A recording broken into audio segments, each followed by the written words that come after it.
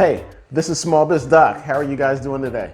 Wanted to thank you guys for coming to the channel and learning about everything that I'm doing and my process with this rental property. So today, before we go any further, don't forget to hit that like and subscribe button so you can kind of follow and entail everything that we're doing. So don't forget, like and subscribe, catch the vibe. You like and subscribe and you'll catch the vibe of creating your own wealth and creating your own future so that you can live the life that you want to live. So today I'm going to be talking about how I purchased my first rental property. As many of you know from some of the previous videos, I'm in the process of renovating my first rental property, and that's where I'm at here today. I was going over some of the work that the contractors were doing and just looking at some of the touch-ups. So they're putting in the floor and everything like that. Everything's coming along good. We're looking at being finished before the end of this month. So I'm very excited about that. So once everything's done, then this property will be up for a rental, which will create passive income for me, which is my ultimate goal with my rental properties, is to create passive income. So, but I want to share with you guys how I got to this point, how I got to the point of being able to purchase the property, and in the midst of everything that's going on with the pandemic and everything like that, how I did, what steps that I took and to make this process as smooth as possible. So I'm going to start with step one. The step for me, first step for me was make a decision. You know, once you make a decision, you know, don't curtail from that decision. You know, when your employer sends things down from corporate, something like that, or your boss says, "Hey, I need this done," they've already made the decision, and it's up to you to implement it. You know what I mean? It doesn't matter what decision they made. Your job is to implement that. So for me,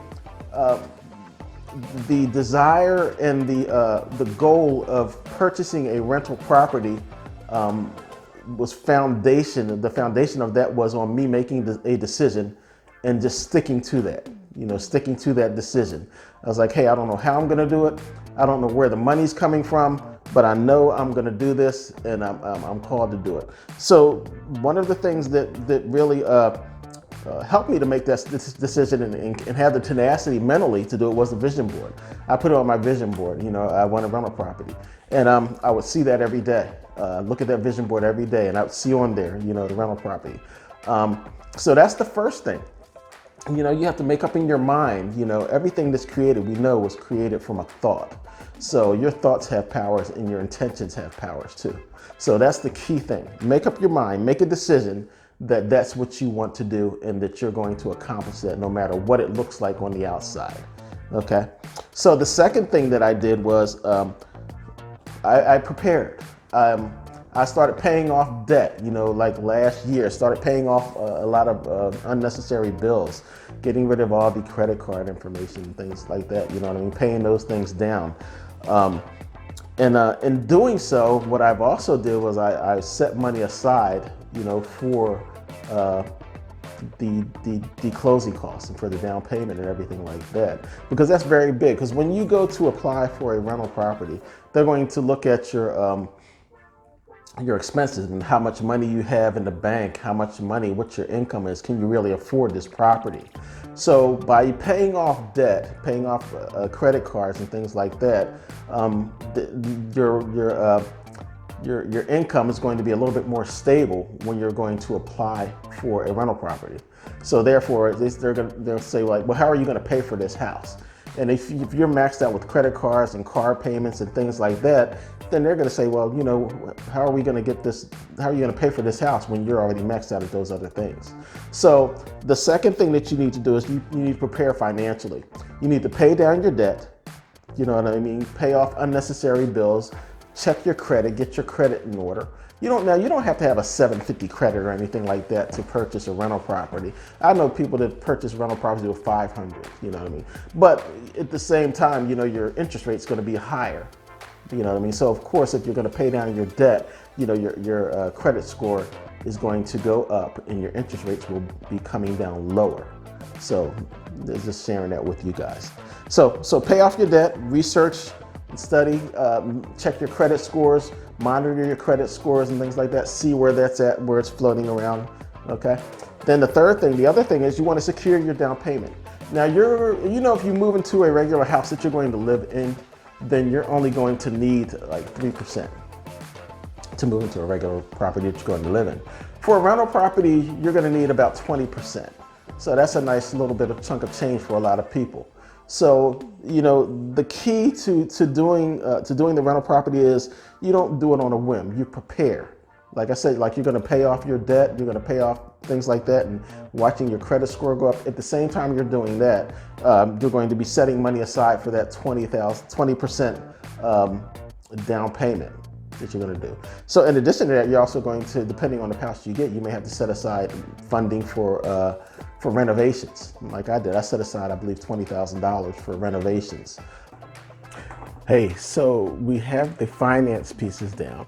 So you want to pay off debt, you want to check your credit, and you also want to set aside the money for your incidentals and the money also for your closing costs.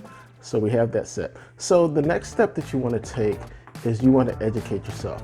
You want to get the knowledge about what to look for in a rental property. You want to look at the foundation, how to check the foundation, how to check the electricity, the wiring, looking at the plumbing, looking for any leaks, looking for cracks in the walls or cracks in the bricks to determine if there's any foundation problems there. You want to look for rodents, termites, and things like that. So you really want to educate yourself about exactly what to look for in the rental property that you're thinking about purchasing, because that can save you a whole lot. I know people that purchase properties that were infested with termites. So, getting rid of termites sometimes can be kind of challenging, and they also do a whole lot of damage. So things like that can be avoided if you just take the time and inform yourself and educate yourself about what to look for those things. So that's a lot of what I did and how I learned to purchase my first rental property. One of the most important things that was a really invaluable asset for me was getting all that knowledge base and putting everything in order, because it makes it such an easier process with no hidden things, no hidden problems coming up as far as financing, closing costs, having the money set aside for incidentals and money set aside for renovations. When you have all those things in place, it makes the process a whole lot easier.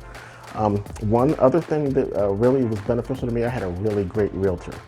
I tell my realtor what I was looking for, the price range that I was looking for, and he would actually find those listings for me. And we had such a good relationship that, we would talk, and, he'd say, well, let's offer him this amount because, I don't think it's really worth that amount. And that was an invaluable tool, in negotiating the price down. Because sometimes we get anxious and we just want to get out there and put the money out there. But no, you're in control. You're in control. Negotiating is a powerful tool. So we offered a considerable amount less, a considerable amount less than what they were asking. And the owner was aggressively, wanting to move the property on. So he accepted our offer, no questions asked. And, that money we saved was actually money that would go on the side for, renovations or incidentals. So put us in a really good place. So now I'm coming up on the end of renovating the property, and it's going to be getting ready to rent. So that's the next step that we're looking at. So after everything's said and done, we're coming in the closing part. So the closing part of getting the property ready to rent. So my next video I have for you is going to be a walkthrough of everything that we have done and where we're at. So that's going to be coming up really soon. So I want to show you guys that. And then after that, it's the next deal and on to the next property. So I want to thank you guys for listening. Thank you for your time. This is Small Biz Doc signing out. Don't forget to like and subscribe. Catch the vibe. Looking forward to hearing from you guys. And if you have some questions or some tips that you did when you purchased your property, let us know. Open up some dialogue, because that's what it's all about. The dialogue will help somebody else, and to look at some potholes that we may have had that could save somebody some time and some money from going through it. So once again, I thank you guys. Small Biz Doc, like, subscribe. Talk to you soon.